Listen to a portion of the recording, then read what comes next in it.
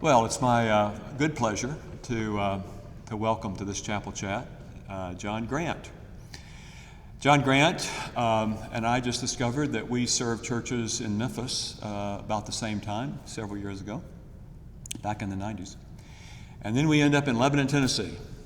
I was at the First United Methodist Church here for 4 years, and he started out at the College Hills Church of Christ. He has, in recent years, become director of a ministry called the Compassionate Hands Ministry. And I'll let him tell you what that ministry does. What I'd like for you to do, John, is go into a little bit more detail about your journey that took you kind of through the church to what you're doing now. Okay, John. All right.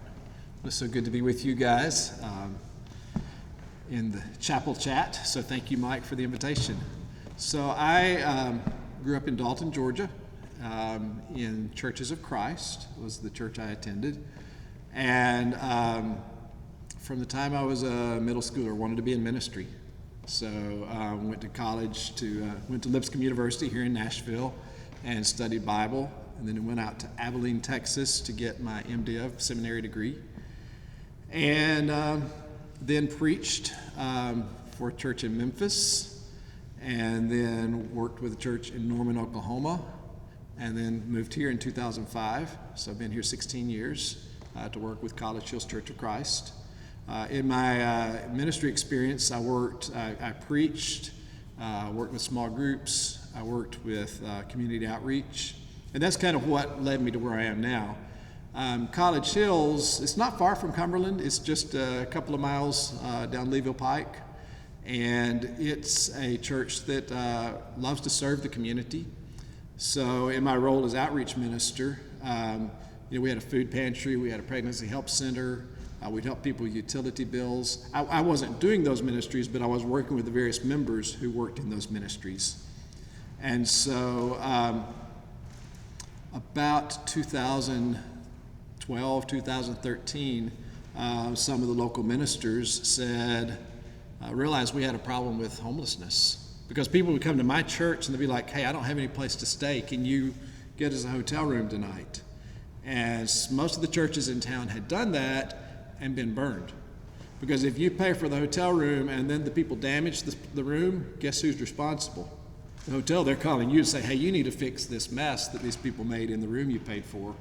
And so most of the churches in town has stopped paying for hotel rooms, but we still wanted to help. Like somebody standing there at your church, and it's a family with kids, they're like, we don't have any place to stay. So we still wanted to do things to help. And so really that question, that problem of no place to stay in Lebanon grew into a ministry. Throughout the year 2013, there was a group of church leaders that said, hey, let's get together and figure out how we can do something to help with people who are homeless here in Wilson County. So there's a ministry in Nashville called Room in the Inn. They've been going since the mid-1980s.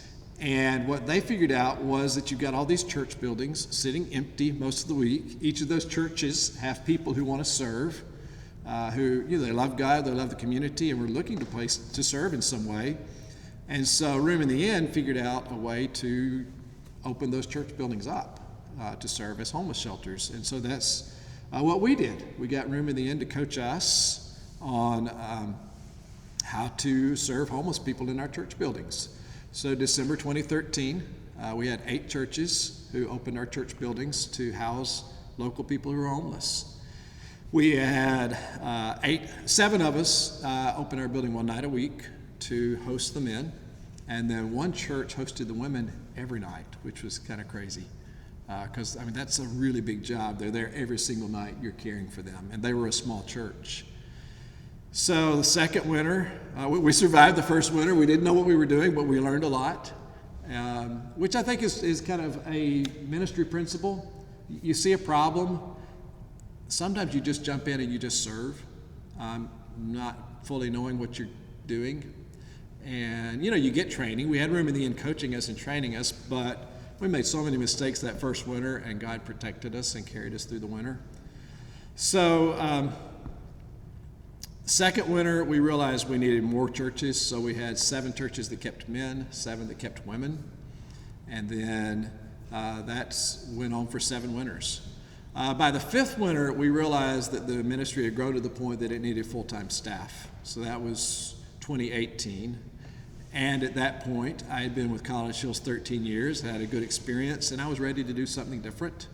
So I decided that we would take the plunge and make a career change, which was crazy because Compassionate Hands had like no money. You know, it was just these churches. Each church just did their own shelter, but we'd never done any kind of fundraising, so didn't have any money. And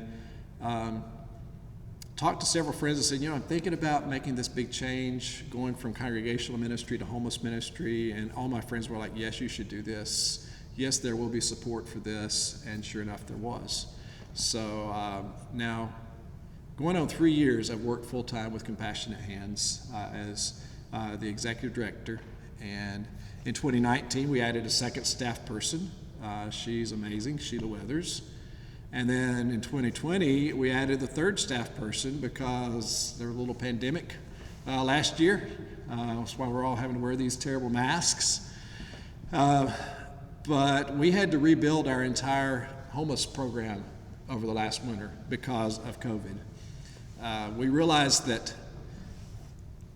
a lot of our churches were small churches where there'd be 5 or 6 older people spending the night in a small classroom with 8 or 10 homeless people, and that was just too many people in a tight space, too many older people who didn't need to be around germs. So we spent a good bit of time over the last year rebuilding our whole program. And actually had Cumberland, Dr. Jake Wicker, who leads your nursing program. He's one of the professors of the nursing school. He was part of a study team that helped us build our new plan on how to do homeless shelters in COVID world. So what we've done over this last year, this last winter, is we have housed homeless people in 2 separate buildings. So the Glade Church down in Gladeville, they had a building that they said we could have that building for the women's shelter. So every night the women are staying at that place. It's a big space, lots of rooms where the ladies can spread out. Every morning a volunteer goes in and sanitizes the whole place, sprays the whole thing down. And so we've got a bus going there to the Glade Church every morning, every evening, taking people every morning, bringing people back. And then we ended up having to purchase a facility for the men's shelter. So we've purchased, it was Kids World on College Street, and it's now the Center for Hope and Renewal, where Compassionate Hands is doing our men's shelter for the winter. This winter we've housed about 25 men most nights, and probably an average of 4 women each night. So, I mean, those are people right here in Wilson County who are homeless, about 30 people every night who are homeless. So having a building's been cool because like a couple of weeks ago it was icy. We were able to open day shelters.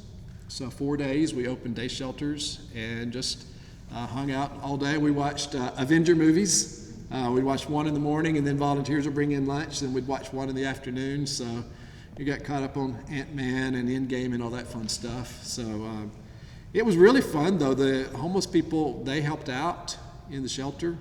And, I mean, they were cleaning the place. They were helping with the meals. They were shoveling snow off the sidewalks. And so it was really a good week where we had 20, 25 people that were able to stay indoors and not be out in the cold when the high was 20 that week. So I don't know. That's a little bit of my story and a little bit what we do in Compassionate Hands. So, you've done 2 things that we try to do with Chapel Chats. One is to give students an opportunity to learn about what they might never have ever heard of or have a chance to hear of if it weren't for people coming and doing what you did to tell a story. One of the things I also like to give students an opportunity to do is hear how persons have come to where they are in their life, what people, what events, what major decisions, what forks in the road they came to and had to make a decision, because that's where they are. Our students are at a point in their own development, human development and vocational discernment. What advice, what wisdom would you want to pass on to those who are trying to figure out what their future might be? Do you have any wisdom to pass on? I can tell my story, some of the key points on my discernment, and maybe that you guys could reflect on that. As I mentioned, like in middle school, it's like, I want to be a preacher. I want to be a minister. And, grown up in a very good Christian home, and we were always at church, and lots of church friends at church, and lots of activities in the youth group. So I grew up just like pointed towards ministry, which is kind of weird at middle school to know what you want to do. But that was me. But what's been interesting is that it didn't turn out the way I thought it would. So my mom thought that I had this great voice. Well, you'll be a famous radio preacher. Who does that anymore? But that's what my mom thought my destiny was. And ended up, I preached for 4 years. And what I learned in that first job, I think you learn a lot in your first job out of school. Here's some of the career advice: is just get the job, and then you figure out what you're good at and what you really like. What I figured out in that first 4 years of preaching was that every week, Monday, Tuesday, Wednesday, I would be so excited because I'm planning things and developing projects and interacting with people. And then it's like Thursday comes around, it's like, okay, I got to write a sermon. I've got to preach in 4 days. I've got to write a sermon. And so I just have to lock myself in my office Thursday, Friday, and really didn't enjoy that. And so that thing that I thought I was called to do turned out to be not that great. And so my second church, that was a church that had a lot of problems. Most people, I think their first job out of school doesn't fit you exactly, and usually the system may not be that great. This was a church that had a lot of problems. They'd had a couple of splits before I got there, and still had a lot of problems when we left 4 years later. So we left, just quit. It was crazy. We had 2 babies and a mortgage, and we just quit because I was so worn out from the struggles, from the conflict, so we just quit. And spent a year as a landscaper. I've never maybe told Mike this part of my story. Spent a year of in between. We thought maybe we'd go plant a church and we'd do it right, not like they did back at that old church. We'll do it my way. And so spent a year preparing to plant a church. Spent a year as a landscaper, planting shrubs all over Atlanta. And while I was in the midst of that, had a friend from Oklahoma call and said, hey, why don't you come and just work with us for a while? And ended up doing that, and I didn't want to move to Oklahoma, and I didn't want to be an associate minister. I wanted to be a preacher and a church planter. But what I realized after a couple of years in Oklahoma was I enjoyed that work more, and I was better at it. So that job that I thought preaching was the thing wasn't the thing, it was just ministry. The thing that I'm really good at is just working with people, building teams, developing projects. So that was what I did for 6 years in Oklahoma, and then 13 years here at College Hills, and now working with the homeless ministry. That's what we do all the time, is developing projects, developing initiatives. A year ago, when the tornado hit, our ministry, we moved from homeless ministry into tornado relief. And it was not just me, it was God was working through us, but my gifts as a project developer helped our ministry and helped a bunch of other churches in Wilson County go to work on tornado relief. So, yeah, I think career advice from my story would be just get a job. Just get your first job and don't stress about it. Just get a job, go to work, do it for a year or two, and then you'll figure out what you're really good at, and then follow that path. I guess another thing was when I stepped down from College Hills in 2018 to go to work with Compassionate Hands, I took a pay cut of about 25%. and it was the best decision I've ever made.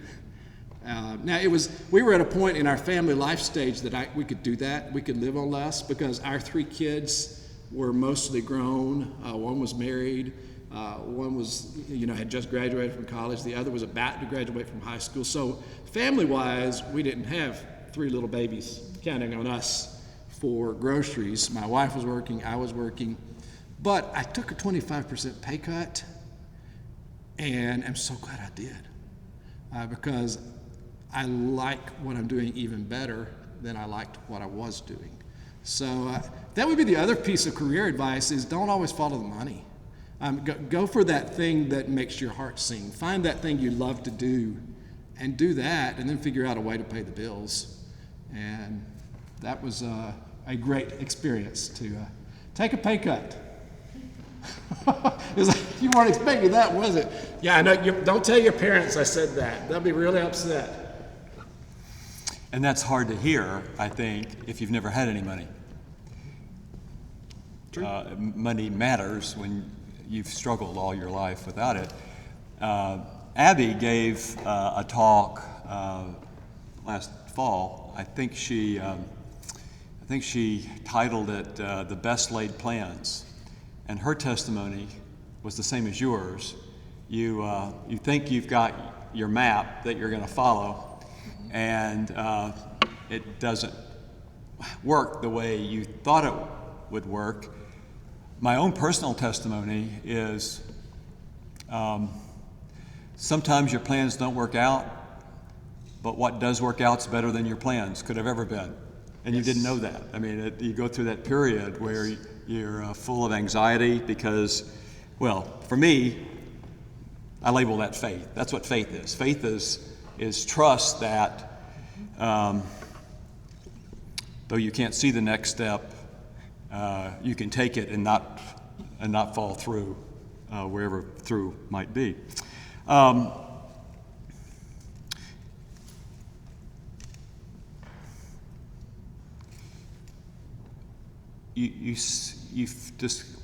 When I talk with my FSL class about claiming their gifts, because not all gifts are the same. Thank God, because the world needs different gifts.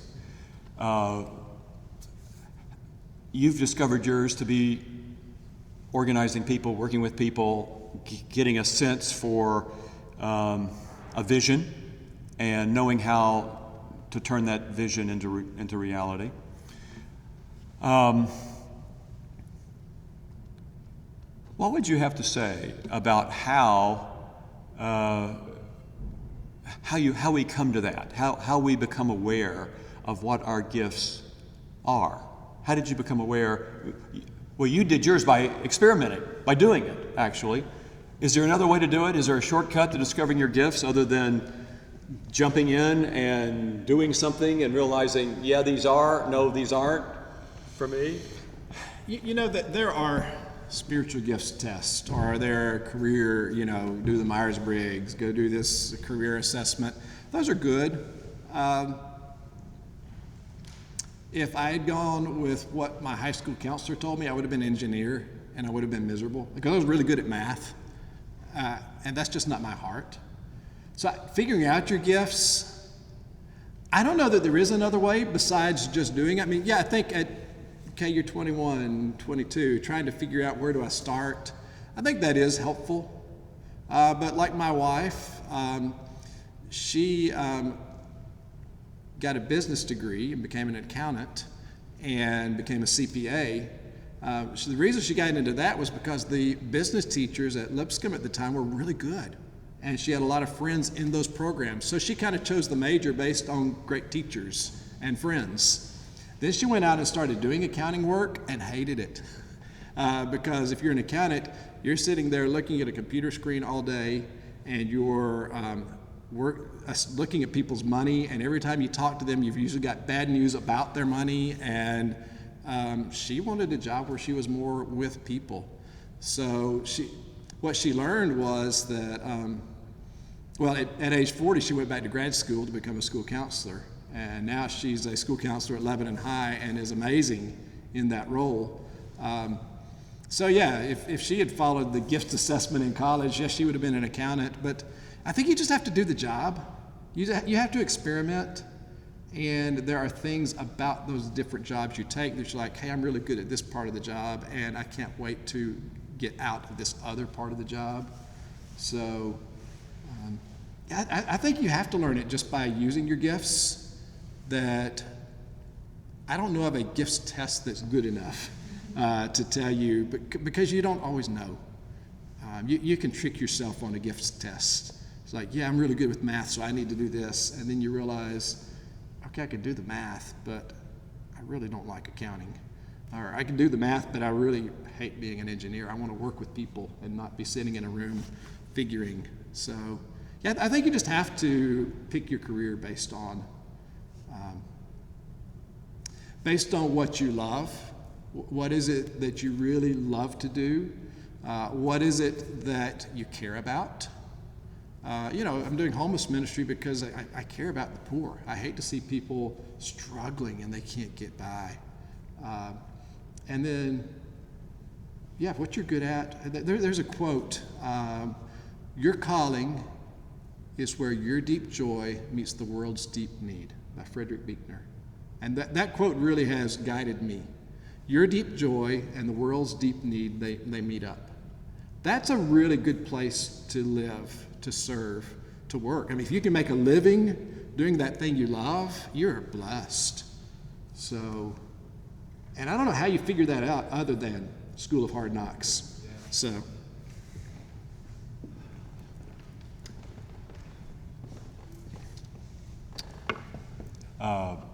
Abby paid me to talk about the whole issue of resiliency, because that's kind of her thing.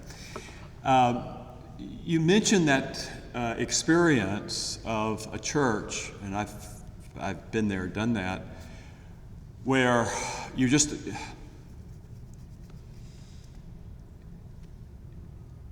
it's just a difficult time, really difficult time, and you give it all you got, and it doesn't work.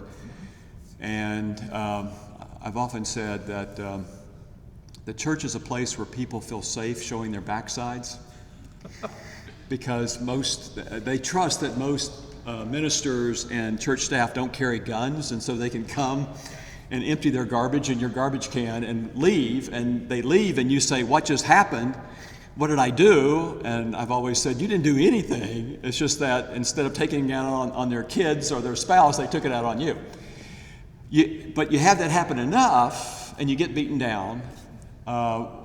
What advice, John, do you have for these students who have, in fact, taken some hard knocks and have had to keep on keeping on? What do you draw on to keep on keeping on when things just are really, really difficult and hard, disappointing, traumatic even? I'm glad you asked that question. That's a great question. I was reading this morning Psalm 27, and in the last two verses of that psalm, I remain confident of this: I will see the goodness of the Lord in the land of the living. It's like, did you hear that? I will see the goodness of the Lord in the land of the living. Yeah, okay, it's a pandemic. Things are stinky right now. People are stressed right now. You know what? I'm confident. I'll see the goodness of the Lord. While I live, I'm going to see God's goodness again. Next verse. Hang on, phone went dead. So wait for the Lord. Be strong and take heart and wait for the Lord. So that verse, wait for the Lord. God is going to provide.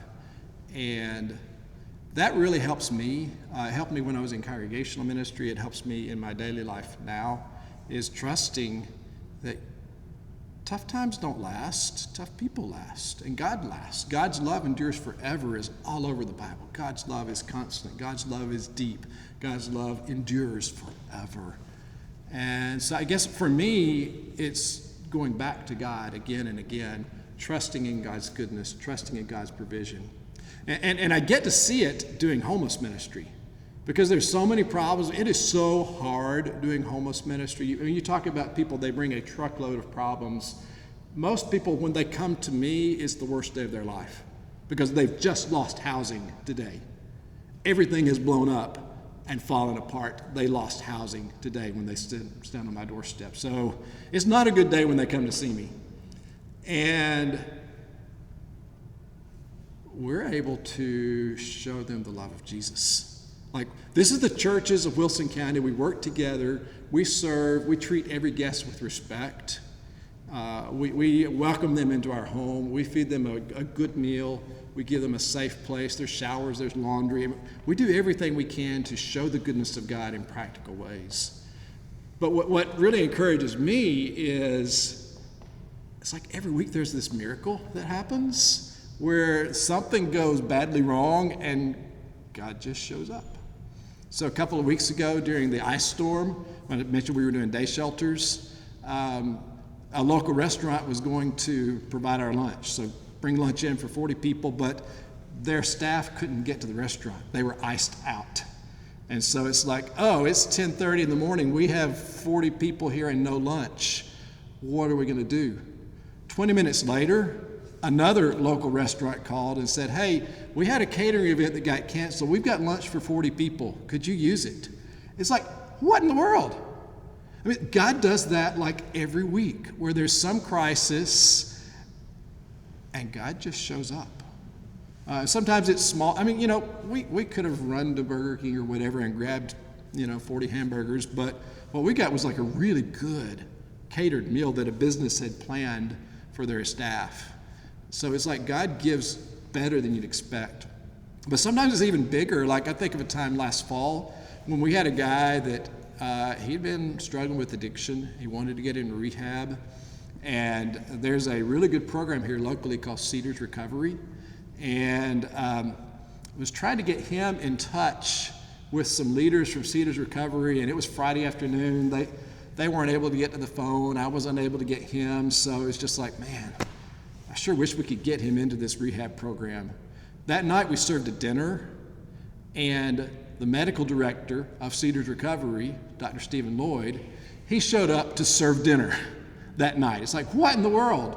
Because I hadn't thought about Cedars, at all. And then that night, their medical guy shows up to serve dinner, and we were able to get him and that guy into that program. But it's like every week, we see the goodness of God. Right now, right here in the land of the living, in the midst of the pandemic, we see the goodness of God. And that's pretty fun to watch. So that really encourages me. So going back to Scripture, and then, as I think about this week's challenges, what are we going to do tomorrow? What are we going to do next week? To remember, hey, last week, you remember when you didn't have lunch and he just showed up with food for 40? It's gotten where I just watch for, okay, what's the miracle this week? Because God's good. He's got us.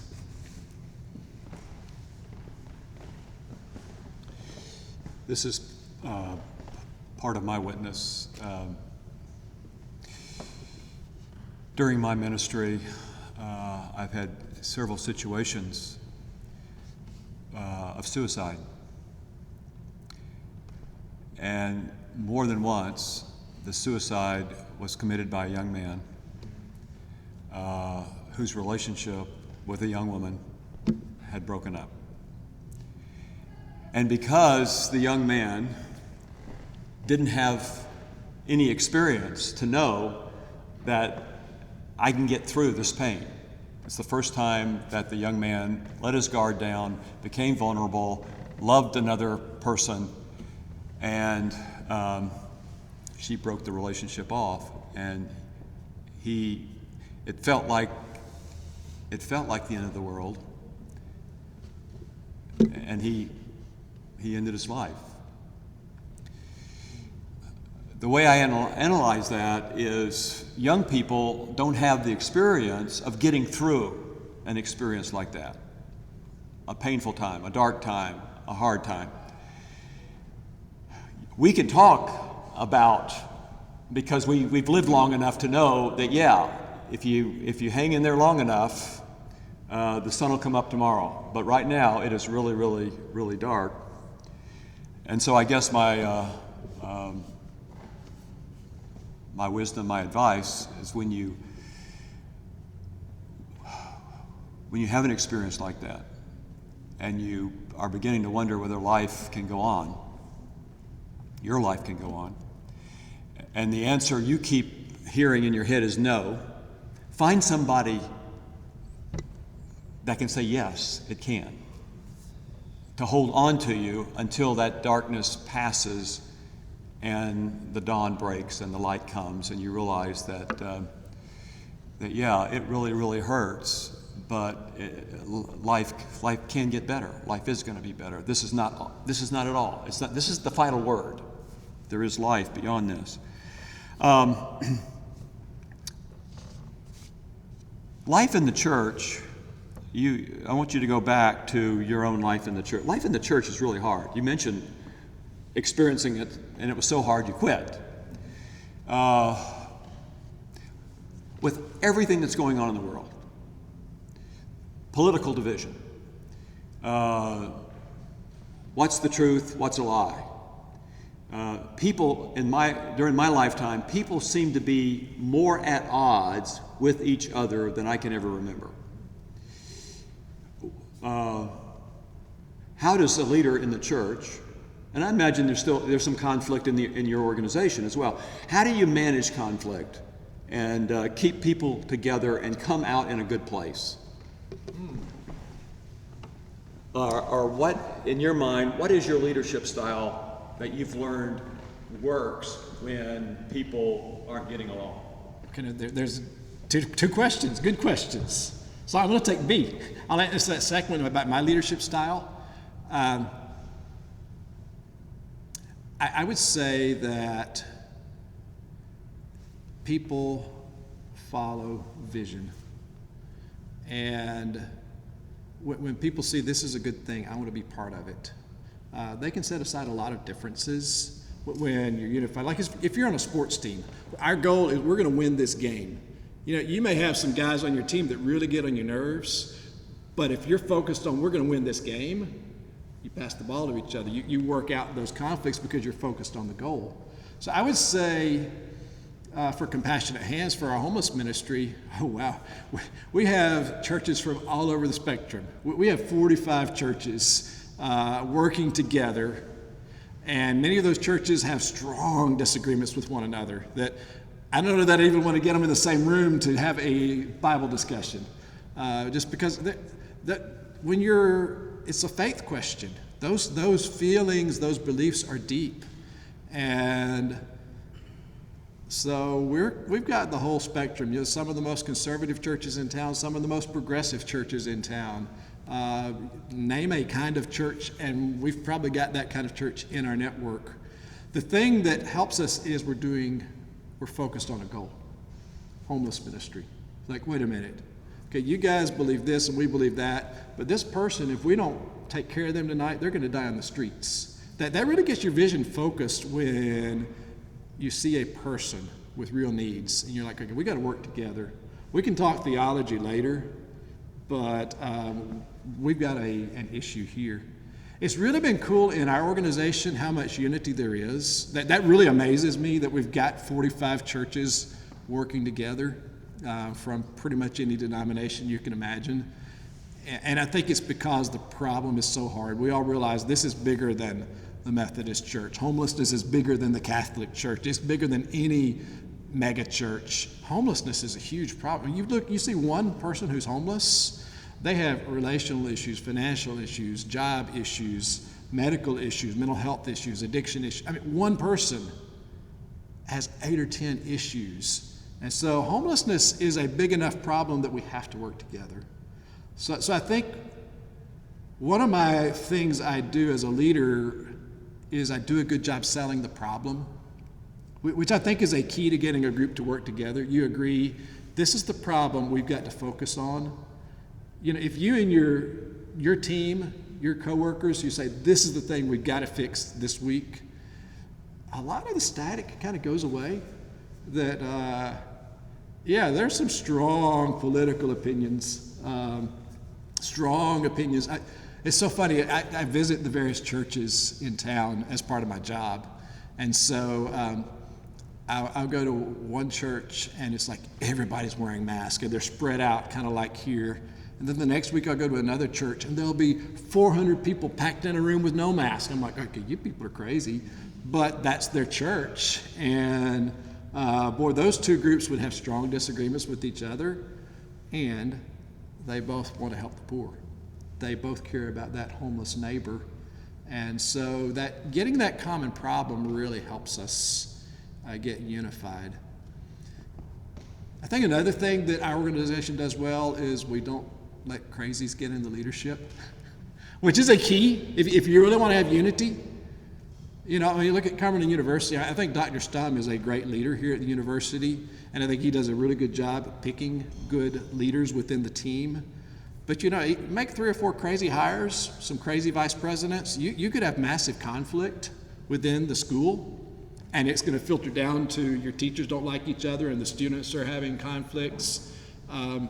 So I think our organization's done a good job of getting really credible leaders who really work from the right reasons. Since this is chapel, I would say it's important as a leader for you to do your soul work. Okay, what is it that your parents did that messed you up? Okay, learn to deal with it. Figure out how you can manage and not be angry all the time, not turn to addiction or gambling or some problem as an escape from your problem, but do your soul work. Figure out what's going on inside of your own heart and your own soul, and learn to become mature and learn how to cope with the challenges of life. So I would say all of our leaders have really done a lot of soul work, and that really helps our organization be strong. We don't have any leaders within our organization who are on a pet agenda, that they're there to prove how great they are. We're just there because we love God and we care about our community, care about people who are homeless.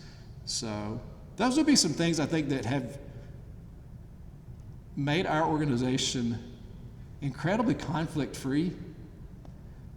And even as I say it, it's like, no, it's not. There are challenges every night. I mean, somebody shows up at our shelter tonight, and these two guys just had a fight at lunch, but they're going to spend the night together in the same shelter. So I guess I would say another thing that helps on conflict is structure. Those two guys know that if they cause problems in the shelter tonight, they're out for a week. So there are some rules that make it safe for everyone. So I don't know, I could go on about conflict, but because it is a reality. It's a reality in churches. Churches have a lot of conflict, and I think it's hard in churches because in churches people feel so deeply about their church. I mean, their church is where their friends are. It's where they worship God. It's their social connection. It's so much of their life happens in church. So I think church conflicts can get harder than other conflicts just because the feelings are so deep and the social networks are so complicated that maybe you might have 4 generations of your family in this church, and now there's a new pastor who comes in who's doing things that you just don't agree with. So that gets really hard in a church. I would say a nonprofit like Compassionate Hands has an advantage over the church because everyone who's there in our organization is there for the purpose of caring for homeless people, caring for neighbors in need. And if your thing is worship, okay, go worship, but we're about caring for the homeless. Or if your thing is discipleship, we just want a lot of Bible study. Great, love it. What we're about is caring for the homeless. So I think that helps, that a nonprofit like Compassionate Hands or Cumberland University has an advantage over a church in that there's a very specific focus. Man, churches, the focus is worship and fellowship and discipleship and serving the community and outreach. I mean, churches really have a broad set of tasks they're trying to accomplish. And so when you see a church doing well, it's because the power of God's at work, because the work is really hard. So. Say a word about language and the power of language and how you've shifted from the homeless to... Sure. Yeah. Language really matters. So we avoid the word homeless. I've used it several times today, but we don't say, oh, you homeless people. It's a little bit of a negative label. So our language is that when you're staying at Compassionate Hands, you're a guest. and we treat you like an honored guest, especially when you're staying in one of the churches. You're a guest in our church. And so, people hear about our program, they're like, well, now, do you background screen your guests? And I'm like, well, do you background screen your visitors at your church on Sunday morning? Well, no. Okay, these are guests in our home. So language really does matter. So yeah, the kind of our preferred term is guests or friends, and our guests they've become my friends. You build a relationship when you're sharing meals and you're spending the night and you're hanging out all day watching Avenger movies when it's icy outside. You build some friendships. We avoid the word homeless, avoid the word addict, bum. There's a lot of negative words that might go with somebody who is experiencing homelessness. That would be the phrase we prefer. A person who is experiencing homeless, or maybe they're unhoused is another term we use. So yeah, we try to be careful with language, particularly when our guests are there, that this person may lack housing, but this is a child of God. This man, this woman is a child of God, and they are precious. Doesn't matter how many mistakes they've made. It doesn't matter how bad their financial status is. This person is a child of God, and God loves this person. And because I love God, I'm going to love this person, even if they stink. Even if they're clearly inebriated today, I'm going to love this person because I love Jesus, and Jesus loves this person. So I lean a lot on the love of God because we're not always really lovable.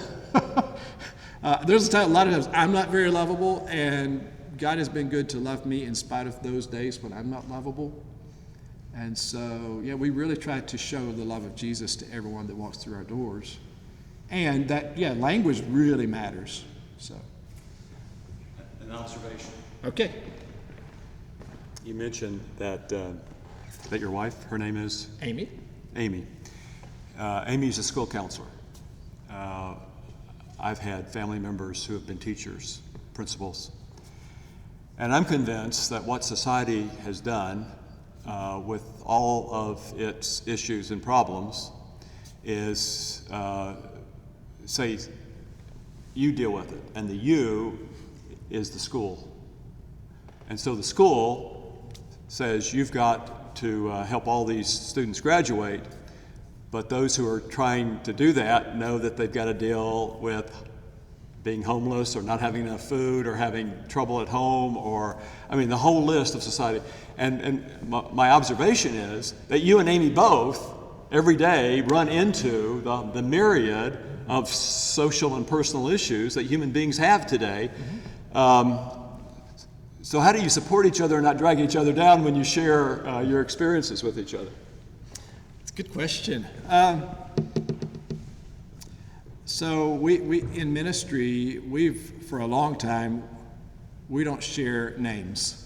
That, like, if Mike comes and he wants to talk to me about he's just struggling with depression, I'm not going to go home and tell Amy, wow, I had this great conversation with Mike today.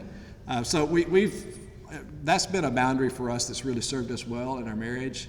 And so it's so funny, people they'd come to me at our church for counseling, and then they talk to Amy a few weeks later, well, I guess John told you that our marriage is struggling, and she's like, no, he didn't mention that you talked. So that's been a really good boundary, that she doesn't tell me who are the families that she's helping at Lebanon High School, and I don't tell her who are the families I'm helping through Compassionate Hands or when I was in congregational ministry. So we've intentionally built some separation in our marriage that, okay, that's our work, and it serves us well that neither of us talks to the other about challenges. Now, of course, we do talk to each other about, boy, I'm so frustrated with this coworker. I'm so frustrated with this situation.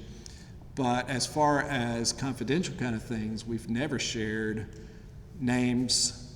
We might share a situation. Man, there's this guy that he's so close, but he's missing these three things. I don't know, So we'll actually kind of share cases with each other and coach each other. And having a counselor as your wife's a pretty good thing. She's pretty smart and can see some things that I'll just miss. And then, there's things that, someone that's kind of, my focus is like leadership, and I'll see things that's like, well, try this with this situation. So I would say we do some shop talk.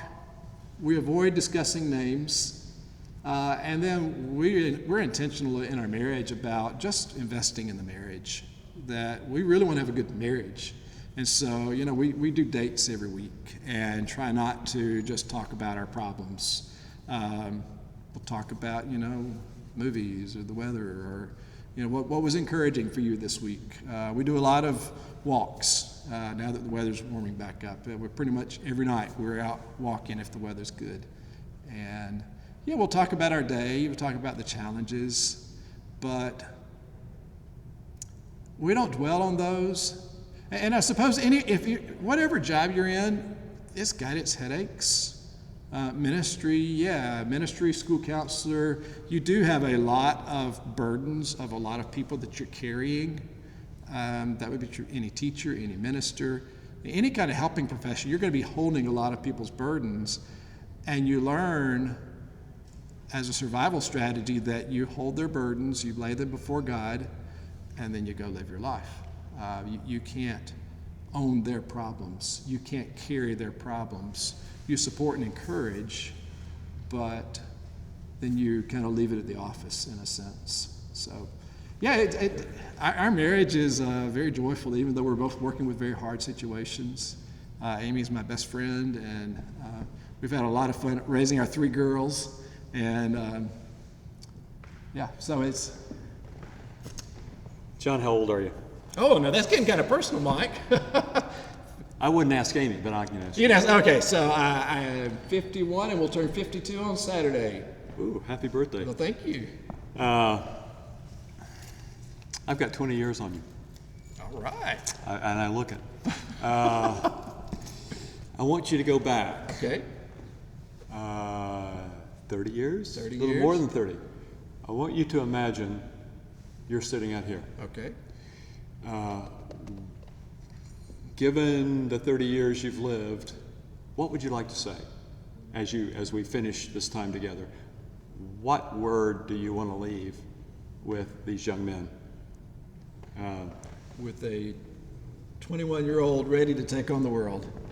Or 17, 18, 19, 19, whatever. Yeah. A word. Yeah. Wow. That's a wide open question. What do you think they need to hear?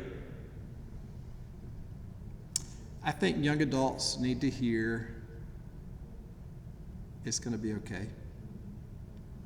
That God loves you, and God is watching out for you, and God is providing, and things will go well when you listen to God, and things will blow up on you when you ignore God. But God is always going to be working for good in your life. Even when you make bad decisions, God is going to work for good and bring good even out of those bad decisions. That I would say the one word I have for my life is the goodness of God is abundant. The goodness of God is bigger than any mistake we could ever possibly make. So it's going to be okay. You're going to be all right. God is going to be working for good in you and through you for good of others. So that would be my word, that the goodness of God has just surrounded me everywhere I've gone, and the goodness of God will be there for you too. And how's that? Is that a word? That has been my experience. When I was where these young men are, I was struggling with the whole God thing. Not just goodness of God, but God. I mean, I was going through this questioning period that I had to go through. Yes. Asking the questions. I had to. Yes. And I did too. Did you? Yeah, there were times that I've like, well, now wait a minute. I thought, yeah. There have been times it's like, wait a minute, God. I thought this was going to happen, and boy, it didn't happen. What happened, God? You didn't keep your end of the deal, which is how it felt at the moment. And there have been times there have been intellectual questions. Okay, wait, does this really add up? Theology, do I really believe this? And I've really wrestled with the hard questions, and God has allowed me to ask those hard questions and has been faithful, has walked with me as I've wrestled with the hard questions. How's that? I've always said, if God is God, God can take our questions. Absolutely. We don't have to. Absolutely. Well, thank you so much, John, for being a part of this, and thank you all for being so attentive. Before we go, do any of you have a question? you would like to ask John before we leave? You all are probably eager to go do something else. Well, thank you again for coming. Appreciate it. Thank you. You all have a good day.